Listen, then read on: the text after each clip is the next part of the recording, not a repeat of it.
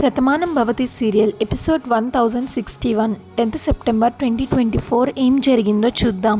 Pregnant లేడీస్కి తీసే scanning తనకెందుకు తీస్తున్నారు అని రాధ అడిగితే నువ్వు సమాధానం చెప్పగలవా అని భార్గవి అడిగినప్పుడు మురారి ఆ అనుమానం నాకు కూడా ఉంది భార్గవి, నువ్వు టోటల్ బాడీ స్కానింగ్ అని చెప్పి మేనేజ్ చేయి, నేను కూడా తనకి ఏమీ చెప్పలేదు, ఇప్పుడు తనకి ఆ విషయం తెలిస్తే తను తట్టుకోలేదు అని అంటాడు మురారి. తన గతం తనకి తెలిసేంత వరకు ఈ విషయం తనకి తెలియకూడదు, ఇలాంటి విషయాల్లో మనం చాలా సున్నితంగా ప్రవర్తించాలి అని అంటాడు. అప్పుడు భార్గవి అదే ప్రయత్నం చేస్తున్నాను, కానీ ఒకవేళ తనకి పొరపాటున విషయం తెలిస్తే ఎలా, అందుకే 1కి 2 సార్లు జాగ్రత్తలు తీసుకుంటున్నాను అని అంటుంది భార్గవి. ముందు తన ప్రెగ్నెన్సీ రిపోర్ట్ ఒకసారి చూపిస్తాను అని భార్గవి డెస్క్ చెక్ చేస్తే అక్కడ ఉండదు. సిస్టర్, రాధ ప్రెగ్నెన్సీ రిపోర్ట్ ఈ డెస్క్లోనే పెట్టాను కదా, ఏది కనిపించడం లేదు, ఎవరైనా తీసారా అని అడుగుతుంది భార్గవి. అప్పుడు నర్స్ వచ్చి, అదేంటి డాక్టర్, మీరు తన రిపోర్ట్స్ మొత్తం ఫైల్ చేసి ఇమ్మని చెప్పారు కదా, ఆ రిపోర్ట్ కూడా అందులోనే పెట్టిచ్చేశాను అని చెప్తుంది నర్సు. ఎంత పని చేసా సిస్టర్, ఆ ఫైల్ ఎక్కడుంది మురారి అని అడుగుతుంది భార్గవి. అప్పుడు మురారి కంగారుగా, అయ్యో అది రాధ రూమ్లోనే ఉంది అని అంటాడు. అయ్యో, ఏం జరగకూడదు అనుకుంటున్నానో అదే జరిగేలా ఉంది, పొరపాటున రాధ ఆ ఫైల్ చూస్తే తన ప్రెగ్నెన్సీ అనే విషయం తనకి తెలిసిపోతుంది అని మురారి కంగారు పడితే భార్గవి తొందరగా వెళ్ళు మురారి, రాధ ఫైల్ చదవకముందే ఆ ఫైల్ అక్కడి నుంచి తీసేయి అని చెప్తుంది భార్గవి. రాధ తన రూమ్లో కూర్చొని ఉంటుంది. ఆ ఫైల్స్ని చూద్దామని వెళ్తూ ఉండగా మురారి వాళ్ళ మేనకోడలు వచ్చి, రాధా ఈ ఫ్రూట్స్ నీకోసమే తీసుకొచ్చాను తిను అని అంటుంది. ఇప్పుడు వద్దు, తర్వాత తింటాను, అక్కడ పెట్టు అని రాధ అంటే, అదేం కుదరదు, మా మావయ్య నువ్వు హెల్తీగా ఉండాలని కోరుకుంటున్నాడు, నువ్వు తిను అని అంటే, నేను తర్వాత తింటాను, ఇప్పుడు వద్దు ప్లీజ్ అక్కడ పెట్టు అని అంటుంది రాధ. సరే అని చెప్పి అక్కడ పెడుతుంది జయ కూతురు. ఇంకా తను అక్కడే నుంచుంటే రాధ ఇలా అంటుంది, నువ్వు నాతో ఏదో మాట్లాడాలనుకుంటున్నావని నాకు అర్థమైంది, ఏంటో చెప్పు అని అంటే, తానేమో చాలా థ్యాంక్స్ రాధా, నువ్వు పెరిగిన అనాథాశ్రమం గురించి వాటి గురించి మేమే నీకు చెప్పాము, ఇంటి నుంచి బయటికి వెళ్ళి ఒకసారి నువ్వేంటో తెలుసుకో అని చెప్పాము అని, ఎక్కడ చెప్పేస్తావో అని మేము చాలా భయపడ్డాం, నువ్వు ఇంటి నుంచి బయటికి వెళ్ళిపోవడానికి కారణం మేమే అని చెప్పుంటే ఇంట్లో చాలా పెద్ద గొడవ జరుగుండేది, నువ్వు మా గురించి ఆలోచించి నిజం బయటికి చెప్పలేదు కదా, అందుకే నీతో మాట్లాడదామని వచ్చాను అని అంటుంది. అప్పుడు భాను, ఆ మాట మీరు చెప్పినా నేను ఇంట్లోంచి వెళ్ళిపోవడానికి కారణం మాత్రం మీరు కాదు, ఈ ఇంట్లో నాకు గొప్ప స్థానం ఉందని మీ అందరూ చెప్తున్నారు, అసలు నేనేంటో నాకు తెలియకుండా ఈ ఇంట్లో స్థానం నేను నిర్ణయించుకోలేను, నేను 6 నెలల క్రితం చెప్పకుండా వెళ్ళిపోయాను అని చెప్తున్నారు, నా గతాన్ని ఇక్కడి నుంచి నేను వెళ్ళాక ఈ 6 నెలల కాలంలో ఏం జరిగింది అనేది నేను తెలుసుకోవాలి, ఈ 6 నెలల్లో ఏదో జరిగింది అని అంటున్నారు, అప్పుడే నేనేంటో నాకు పూర్తిగా తెలుస్తుంది, అది ఇక్కడ ఉన్నంత వరకు తెలియదు కాబట్టి ఆ 6 నెలల్లో ఏం జరిగిందో తెలుసుకోవడానికి నేను వెళ్ళాను అని అంటుంది భాను. మీరు చెప్పారని కాదు, నాకు నేను నిర్ణయించుకున్నాను కాబట్టి వెళ్ళాను, అందుకే ఆంటీ అడిగినప్పుడు నేను మీ పేరు చెప్పలేదు అని అంటుంది భాను. కానీ మీ అమ్మమ్మ నా దగ్గర ఇప్పుడు మాట తీసుకున్నారు, ఆ అవకాశం కూడా లేకుండా పెద్ద ఆవిడ బాధపడుతూ మాట అడిగేసరికి ఇవ్వలేకుండా ఉండలేకపోయాను, ఇప్పుడు ఆవిడ మాటకు కట్టుబడి నేను ఇక్కడే ఉండిపోతే ఏం జరిగిందో ఎలా జరిగిందో అసలు ఏమైందో ఎలా తెలుసుకోవాలో అర్థం కాక నాలో నేనే మదన పడుతున్నాను అంటుంది భాను. కానీ ఎక్కడో ఒక ఆధారం అయితే ఉండే ఉంటుంది, దాని గురించి అన్వేషించాలి అని అంటుంది. ఇంకా 2 చిన్నపిల్లలు ఆడుకుంటూ ఉంటారు. అప్పుడు ఒక బాబు, అరే కాగితంతో పడవలు చేసి వాటర్లో వేస్తే భలే ఉంటుంది ఆడుకుందామా అంటే, ఆ బాబు వెళ్ళి ఇంట్లో నుంచి న్యూస్ పేపర్ తీసుకొస్తాడు, అందులో కనబడతలేదు అని రాధ ఫోటో వేసి ఉంటుంది, అదేంట్రా రాధక్క ఫోటో పేపర్లో ఉంది అని చూస్తే ఆ మధ్య కనిపించలేదు కదరా, అప్పుడు వేసి ఉంటారు, పాత పేపర్ కదా అని అనుకుంటారు. ఈలోగా వాళ్ళ అమ్మ వచ్చి, అరే నా గాజులు మంచం మీద పడిపోయి ఉన్నాయి, పేపర్ చుట్టూ ఉండాలి, మీరేమన్నా తీసారా అని అంటే, లేదు మేమేం తీయలేదు, మాకు తెలీదు అని అంటారు. ఆ పేపర్ మెల్లగా నలిపి పక్కన పడేస్తారు ఆ పిల్లలు. మురారి అదే రూట్లో వెళ్తూ కారు బురదలో తొక్కిచెళ్తే ఆ పేపర్ బురదలో తడిసిపోతుంది. ఇంకా చాందిని, అమ్మ నాన్న అందరూ ఒకసారి రండి అని పిలిస్తే అందరూ వస్తారు, ఏంటి అందరినీ రమ్మన్నావు ఏంటి అని బామ్మ అడిగితే, పార్దు ఏమో ఇప్పుడు ఈ విషయం చెప్పాల్సిన అవసరం ఏముంది చాందిని అని అంటే, అప్పుడు చాందిని ఇలా అంటుంది, నువ్వు నన్ను ఎంతగానో ప్రేమించావు పార్దు, నీ మనసు బాధపెట్టకూడదు అని అనుకుంటున్నా, ఈ విషయం ఈరోజు అందరి ముందు తేల్చేయాలి అనుకుంటున్నాను అని అంటుంది. అప్పుడు బామ్మ, ఏంటే మీరు మాట్లాడుకుంటే మాకేం అర్థమవుతుంది, అసలు ఏం జరిగింది అని అడుగుతుంది బామ్మ. అప్పుడు చాందిని, అమ్మ పార్దు గతం ఏంటో మనందరికీ తెలుసు.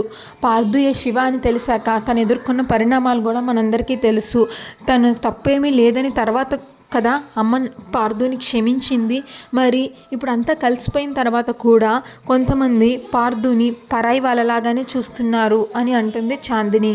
అది నా భర్త తట్టుకోలేకపోతున్నాడు మమ్మీ, అందుకే తన తరపున నేను మాట్లాడాలని వచ్చాను అని అంటుంది చాందిని.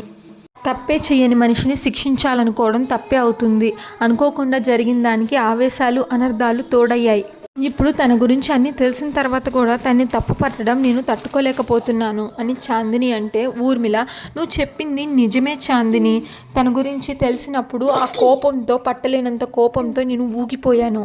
కానీ పార్దు జరిగిందంతా వివరించాక తన మీద ఎందుకు అంత కోపం చూపించానా అని నాకే అనిపించింది అని అంటుంది ఊర్మిళ. అప్పుడు మనోహర్, పార్దుని మేమంతా పెద్ద కొడుకులా చూసుకుంటున్నామమ్మా, తను ఈ ఇంటి అల్లుడే కాదు, ఈ ఇంటి పెద్ద కొడుకు కూడా అని అంటాడు. ఇప్పుడు కార్తిక్, చూడు చాందిని, బావ ఏంటో పెళ్ళైనప్పుడే తెలిసింది. తన మంచితనం ఏంటో, తను కుటుంబం పట్ల తీసుకునే బాధ్యత ఏంటో ప్రతి క్షణం నిరూపించుకుంటూనే ఉన్నాడు. కానీ ఒక నిజం తెలిసాక కుటుంబంలో అలజడి రేగింది. కానీ ఇప్పుడు బావను ఎవరు తప్పుగా చూడటం లేదు, పరాయి మనిషిగా కూడా చూడటం లేదు. ఈ ఇంటి అల్లుడుగా తనెంత బాధ్యతగా ఉంటున్నాడో మేము కూడా ఈ ఇంటి మనిషిగా అంతే గౌరవిస్తున్నాం. ఇంకా తనకి బాధ కలిగింది అంటే ఎందుకో చెప్తే మేము సరిదిద్దుకుంటాం అని కార్తిక్ అంటాడు. ఇంకా బామ్మ, చాందిని, భర్తకు బాధ వస్తే భార్య బాధపడటం సహజం. ఎవరికి వారే యమునా తీరే అన్నట్లుంటే అది అన్యోన్య దాంపత్యం అనిపించుకోదు, తప్పక జీవనం సాగిస్తున్నట్లు ఉంటుంది అని అంటుంది. నీ భర్తకు కష్టం వచ్చిందని నువ్వు సరిదిద్దాలనుకున్నావు, కానీ ఆ తప్పు ఎక్కడ జరిగిందో కూడా నువ్వు చెప్పాలి, అప్పుడే మనం పరిష్కారం చేయగలం అని బామ్మ అంటుంది. ఇప్పుడు చాందిని, నేను అందరి ముందు చెప్తున్నాను, కానీ అది ఒక్కరికే వర్తిస్తుంది అని నాకు తెలుసు, వింటున్న వాళ్ళకి తెలుసు అని అంటుంది. అది అప్పుడు వాసుని చూపిస్తారు. నేను ఎవరు అనేది దాచాల్సిన అవసరం నాకు లేదు. వాసుని చూస్తూ చాందిని, మావయ్య, పార్దు నాకు భర్త కంటే ముందు మీ కొడుకు, మీ రక్తం పచ్చుకు పుట్టిన బిడ్డ. మీ పెంపకం ఎంత గొప్పగా ఉంటుందో వదినని చూస్తే అర్థమవుతుంది. అందరి గురించి మంచిగా ఆలోచించే మనుషులు మీరు అత్తయ్య. మరి మీ గుణాలే మీ అబ్బాయికి, మీ పిల్లలకి కూడా వస్తాయి కదా. వదిన అందరి గురించి ఎంత మంచిగా ఆలోచించేది, కుటుంబం గురించి ఎంత బాధ్యత తీసుకునేది, కుటుంబంలో ఎలాంటి నిర్ణయాలైనా తీసుకునేది, అది మీకు కూడా తెలుసు కదా. మరి అలాంటి ఇంటి నుంచే కదా నా భర్త కూడా వచ్చింది, తన రక్తం కూడా అదే కదా, తను కూడా గొప్పగానే ఆలోచిస్తాడు. అనుకోకుండా జరిగిన దానికి ఎన్నో ఏళ్ళు శిక్ష అనుభవించాడు మావయ్య. నిజం తెలిసిన తర్వాత కూడా చాలా చేదు అనుభవాల్ని చవి చూశాడు.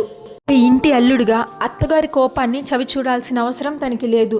భార్య అన్ని మాటలంటూ చీదరించుకుంటూ ఉంటే భర్తగా పడవలసిన అవసరం తనకి లేదు.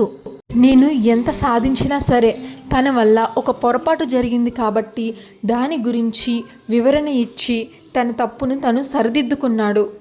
అప్పుడు జరిగిన దాంట్లో తన తప్పు లేదు అని తెలుసుకున్నాం కాబట్టి పార్దు గొప్పతనం ఏంటో మేమందరం ఆలోచించాం. ఇప్పుడు వదిన దూరం అయిపోవడానికి మా ఆయన కారణం కాదు మావయ్య, అది అనుకోకుండా జరిగింది. వదిన రావాలని, మనందరితోటి కలిసి ఉండాలని, అన్నయ్య వదిన సంతోషంగా ఉండాలని మనందరికంటే ఎక్కువగా పార్దు కోరుకుంటున్నాడు. అందులో ఎలాంటి సందేహము లేదు. అంత మంచి మనిషిని మీరు ఒక కొడుకులాగా చూడటం లేదు, శత్రువులాగా చూస్తున్నారు. తన వల్లే వదిన ఇంటికి దూరం అయిందని మీరు అనుక్షణం తనని అంటున్న మాటలు తను భరించలేకపోతున్నాడు మావయ్య. ఒక పక్కన నన్ను కంటికి రెప్పలా చూసుకోవాలా, లేక ఈ ఇంటి బాధ్యతని ఒక కొడుకుగా చూసుకోవాలా, లేక మీ నుంచి వస్తున్న వ్యతిరేకతని తట్టుకొని నిలబడాలా? ఒక మంచి మనిషికి ఇంతకన్నా పెద్ద శిక్షలు ఇంకేముంటాయి? తను అనుభవించాల్సిన శిక్ష అంతా ఈ ఇంటికి దూరం అయినప్పుడే అనుభవించేశాడు మావయ్య. తన తల్లి చివరి చూపు చూడలేదు అన్నప్పుడే అనుభవించాల్సిన శిక్ష అంతా అనుభవించేశాడు. వాటికి మించిన నరకం ఇంకేముంటుంది మావయ్య? తప్పు చేయని మనిషిని ఇంతలా శిక్షించడం ఎంతవరకు కరెక్ట్? ఇందులో ఏం న్యాయం ఉంది మీరే చెప్పండి. నేను మాట్లాడిందే తప్పు అనిపిస్తే మీరు నన్ను కొట్టినా సహిస్తాను. నేను చెప్పిన దానిలో నిజం ఉంటే మాత్రం నా భర్తని క్షమిస్తారు అని ఆశిస్తున్నాను అని దండం పెడుతుంది చాందిని. అప్పుడు నీలిమ పక్క నుంచి చూస్తూ మనసులో ఇలా అనుకుంటుంది, అమ్మ చాందిని, తండ్రి కొడుకుల్ని కలపాలనా నువ్వు అందరినీ పిలిచి మీటింగ్ పెట్టావు, మీ అందరూ కలిసి ఉండాలని ఎంత గొప్పగా ప్లాన్ చేస్తున్నారు. అప్పుడు వాసు చాందినితో, తల్లి నిజానికి క్షమాపణ అడగాల్సింది నేనమ్మా, నేనే. భానుని నేను ఎప్పుడు కూతురులాగా చూడలేదు, నా తల్లిలాగా చూశాను. నా తల్లి దూరం అయింది అన్న బాధలో నేను పార్దుని దూరం పెట్టాను. పార్దు దగ్గరికి వెళ్ళి వాసు, బాబు నేను నీకు తండ్రినైనా నేనే నిన్ను క్షమాపణ అడగాలి, నన్ను క్షమించు అని అంటే అప్పుడు పార్దు, వద్దు నాన్న, మీ నుంచి నేను ఎప్పుడు అభిమానాన్నే కోరుకుంటాను, క్షమాపణలు కాదు, మీ ఆశీర్వాదాన్ని అనురాగాన్ని మాత్రమే కోరుకుంటాను అని పార్దు అంటాడు. ఎప్పుడు చల్లగా ఉండు నాన్న అని అంటాడు వాసు పార్దుతో. ఇంకా జయ కూతురు రాధాతో, చాలా థ్యాంక్స్ రాధా, నేను తెచ్చిన ఫ్రూట్స్ నువ్వు తిన్నావు, నువ్వు తినను అన్నా సరే నేను బలవంతంగా నీ చేతి తినిపించాను, ఎందుకంటే నువ్వు హెల్తీగా ఉంటేనే మేము ఇంట్లో అందరం సంతోషంగా ఉంటాం అని అంటుంది. అప్పుడు భాను, మీ అందరూ నా మీద చూపిస్తున్న ప్రేమకి నాకు చాలా సంతోషంగా ఉంది కానీ అని అంటే అప్పుడు జయ కూతురు, నాకు అర్థమైంది రాధా, నీకు ప్రాబ్లం ఉంది అంటావు, నువ్వు నీ తలకి దెబ్బ తగిలింది, నువ్వు 3 రోజులు కోమాలోనే ఉన్నావు, లెగిసేసరికి నువ్వు గతం మర్చిపోయావు, మరి నీ గతం ఎలా తెలుస్తుంది, నీ గురించి ఏమైనా తెలియాలి అంటే ఇంకా నీ మెడికల్ రిపోర్ట్స్ ద్వారానే తెలుస్తుంది అని అంటుంది జయ కూతురు. అక్కడి నుంచి వెళ్ళిపోతుంది జయ కూతురు. రాధ ఆ రిపోర్ట్స్ చూద్దామని మళ్ళీ రిపోర్ట్స్ దగ్గరికి వెళ్తుంది. మురారి పరిగెత్తుకుంటూ వస్తాడు. మురారి కంగారుగా రాధ రూమ్లోకి వెళ్తుంటే రుద్రప్ప వచ్చి, మురారి నీకోసమే వచ్చాను, నీతో మాట్లాడే పని ఉంది, నువ్వేంటి అలా వెళ్ళిపోతున్నావు, రా కూర్చో అని రుద్రప్ప అంటే అప్పుడు మురారి, నాతో మాట్లాడే పని ఏంటి రుద్రప్ప గారు, ఈ ఊరికి పెద్ద అమ్మతో మాట్లాడండి అని అంటాడు. అప్పుడు రుద్రప్ప, నాకు తెలీదా మురారి, ఈ ఊరికి దేవత లాంటిది మీ అమ్మ, ఆవిడికి చెప్పాల్సిన మాటలు ఆవిడికి చెప్పాను, నీకు చెప్పాల్సింది ఉంది. ఈ ఊరికి మంచి చేసే కుటుంబం మీది, మీ మీద అటాక్ జరిగిందంటే దాన్ని ఎవరు తేలిగ్గా తీసుకోవట్లేదు, ఊరంతా వెతుకుతున్నాం అని అంటే అప్పుడు మురారి వాళ్ళ బావగారు, మేము కూడా వెతుకుతున్నాం రుద్రప్ప గారు, వాళ్ళు తప్పకుండా దొరుకుతారు అని అంటాడు. అసలు ఎందుకు చేశారు, ఎవరు చేశారు అన్న విషయం తెలిస్తే అప్పుడు వాళ్ళని ఏం చేయాలి అని నిర్ణయించుకుంటాం అని అంటాడు. ఇంకా రుద్రప్ప పియ్యే, చేయించిన మనిషి మీ ఎదురుగానే ఉన్నాడు అని తెలిస్తే ఈయన్ని చీరేస్తారేమో అని అనుకుంటాడు. నాకెందుకు తెలియదు మురారి, కానీ ఇప్పటికే మీరు చాలా సమస్యల్లో ఉన్నారు, మురారి పరిస్థితి తెలుసుకుంటే నాకు చాలా బాధేస్తుంది అని అంటాడు. రాధేమో రిపోర్ట్స్ మొత్తం చూస్తుంది. అంతటితో ఎపిసోడ్ పూర్తయిపోతుంది. నెక్స్ట్ ఎపిసోడ్ ప్రోమోలో పార్దు ఊర్మిళ కారులో వెళ్తూ ఉంటారు. ఊర్మిళ పార్దుతో, నేను ప్రతి చిన్న విషయాన్ని పెద్దదిగా చేసి చూసేదాన్ని, కానీ భాను నా ఆలోచన విధానాన్నే మార్చేసింది. ఇంటి విషయంలో తను తీసుకునే బాధ్యత కానీ మీ అందరి విషయంలో తను చూపించే కేరింగ్ కానీ నన్ను పూర్తిగా మార్చేశాయి అని ఊర్మిళ అంటుంది. అదే టైంలో స్కూటీ మీద భాను వెళ్తూ ఉంటుంది పక్కన. ఊర్మిళ పార్దు భానుని చూస్తారు. భాను అని అరుచుకుంటూ భాను వెనకాల పడతారు కారులో. కానీ భాను మాత్రం తిరిగి చూడదు, అలానే వెళ్ళిపోతూ ఉంటుంది వినిపించుకోకుండా. అయితే ఏమవుతుంది, భాను ఊర్మిళ వాళ్ళకి దొరికేస్తుందా అనేది నెక్స్ట్ ఎపిసోడ్లోనే చూడాలి. ఈరోజు ఎపిసోడ్ పైన మీ అభిప్రాయాన్ని కామెంట్ చేయండి. ఆ ఛానల్ని ఇంతవరకు సబ్స్క్రైబ్ చేయనట్లయితే please subscribe to our channel. Thanks for watching.